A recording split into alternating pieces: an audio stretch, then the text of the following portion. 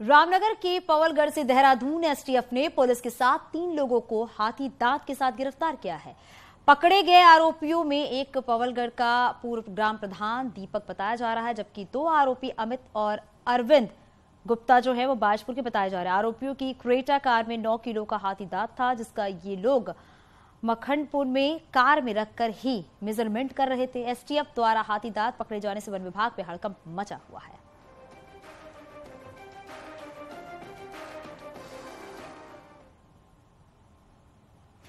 रामनगर की ग्राम पुछड़ी में देर शाम खनन डंपर ने एक बाइक को जोरदार टक्कर मार दी और टक्कर इतनी जोरदार थी कि बाइक में बैठा 4 साल का बच्चा छटक कर डंपर के नीचे आ गया, जिससे बच्चे की मौके पर ही दर्दनाक मौत हो गई। बच्चे की मौत के बाद ग्रामीणों ने घटनास्थल पर हंगामा किया।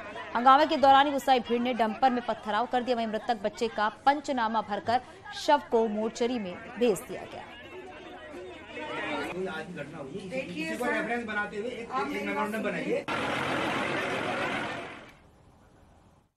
देखिए, आज शाम को एक पुछड़ी क्षेत्र में एक एक्सीडेंट हुआ है, जिसमें 4 वर्षीय नव ठाकुर की एक्सीडेंट के दौरान डेथ हो गई है। और इसमें जो घटना में प्रयुक्त डंपर था और चालक को हमारे द्वारा हिरासत में ले लिया है। शव को पोस्टमार्टम के लिए भिजवा दिया है और पीड़ित की तहरीर पर अभियोग पंजीकृत किया जा रहा है। टिहरी झील के साथ ही अब कोटेश्वर झील में भी वाटर स्पोर्ट्स एक्टिविटी शुरू होने से पर्यटकों को और बढ़ावा मिलने की उम्मीद है। पर्यटन विभाग द्वारा कोटेश्वर डैम की झील में भी वाटर स्पोर्ट्स एक्टिविटी शुरू होने की योजना पर काम किया जा रहा है। इसके तहत ही टिहरी झील की तरह ही कोटेश्वर झील को भी पर्यटन सर्किट से जोड़ा जा सके। जिला पर्यटन अधिकारी का कहना है कि कोटेश्वर डैम की झील के आसपास फिलहाल होम स्टे योजना के तहत काम किया जा रहा है और लोगों को भी इसके लिए ट्रेनिंग दी जा रही है। कोटेश्वर झील में भी पर्यटन की संभावना है, जिसके लिए प्लानिंग के तहत स्थानीय लोगों के सहयोग से काम किया जाएगा।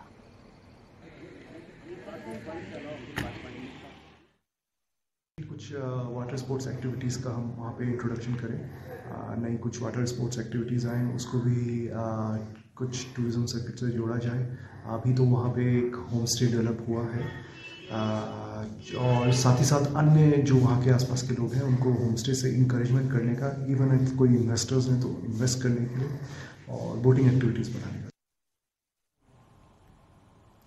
विश्व प्रसिद्ध पर्यटन स्थल औली में गढ़वाल मंडल विकास निगम और अन्य निजी स्कीइंग संचालकों द्वारा स्कीइंग के शौकीन सैलानियों को स्कीइंग कोर्स कराए जा रहे हैं। बर्फबारी के बाद पहाड़ों में मौसम सुहाना हो गया और धीरे धीरे गर्मी भी बढ़ने लगी है, जिससे औली में तेजी के साथ बर्फ भी पिघलनी शुरू हो गई है।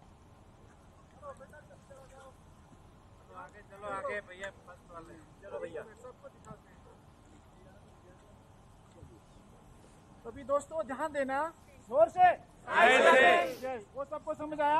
यस। अभी हम समझेंगे एक टेक्निक जो बेसिक पोजीशन है स्कीइंग में, जो हमें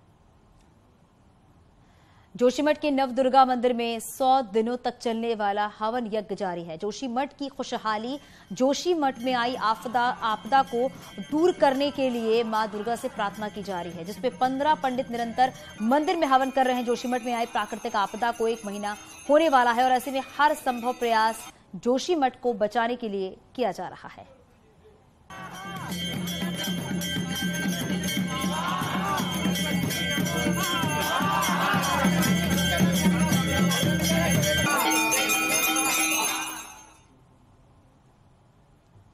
उत्तरकाशी के सुदूरवर्ती जखोल गांव में सोमेश्वर देवता के देवगोती महोत्सव का भव्य आयोजन किया गया, जिसमें पूरे 22 गांव के लोग यहां सोमेश्वर देवता का आशीष लेने और दर्शन करने के लिए बड़ी संख्या में पहुंचते हैं। ये मेला क्षेत्र के जखोल गांव, जो कि पूरे 22 गांव का थान है, यहां हर साल नए वर्ष के आगमन और बसंत ऋतु के आगमन पर जखोल गांव में मेला का आयोजन होता है, जिसमें सोमेश्वर देवता की डोली अपने मुख्य मंदिर से बाहर निकाली जाती है और देवता के बाजगियों द्वारा नृत्य और संगीत प्रस्तुत किया जाता है।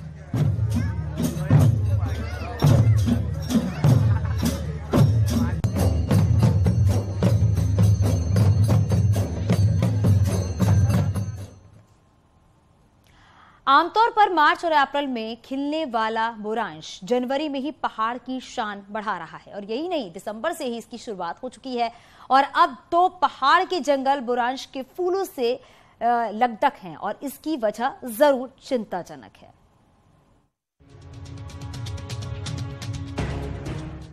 पहाड़ में इस बार जनवरी में ही जंगल बुरांश की लालिमा बिखेर रही है।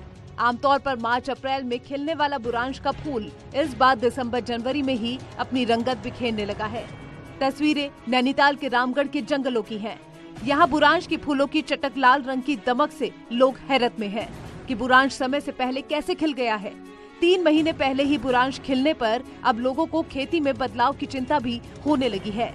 तो अभी उसको वो टेम्परेचर मिल रहा है। इससे 2 साल पहले अगर आप देखते हैं बुरांश मई जून में खिल रहा था और मतलब ऐसे नहीं कि 1-2 फूल आ रहे थे, पूरा जैसे बुरांश खिलता है इस तरह खिल रहा था। तो उसको पूरी जाड़ों में बारिश ही नहीं हुई, मई जून में बारिश हुई तो तब खिल रहा था। तो वो जो मॉइस्चर मिलेगी तभी खिलेगा बुरांश का।